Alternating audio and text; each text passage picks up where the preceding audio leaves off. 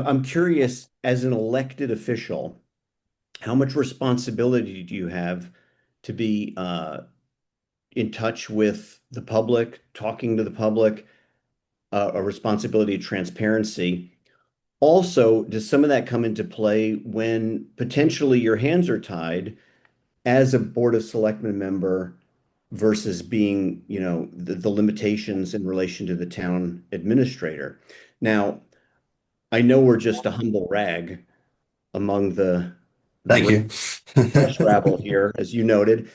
I I, also I note appreciate your sense of humor. Thank I you. also note that you're a hard man to reach too at times. And I wonder how you see your role in relation to the press, to getting out word to the public. Again, with this the buzzword of transparency, but also as that relates to a situation, I think, where there's a lot of people in the public who feel powerless and frustrated because um, they feel like they're not getting the whole story from the administration. Um, I've heard that too about the public.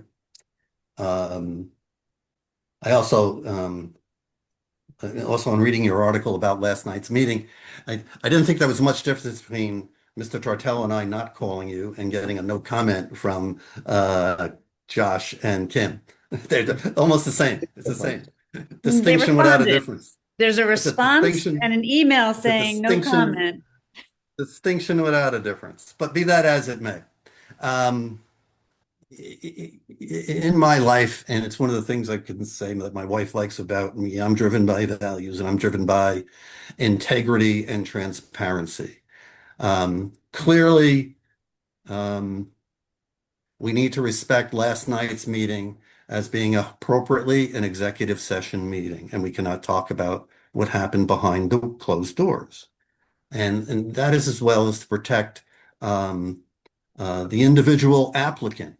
If an individual applicant knew that his name or her name or their name was going to be blabbed around and it got back to their current employer, you can't do that to a family.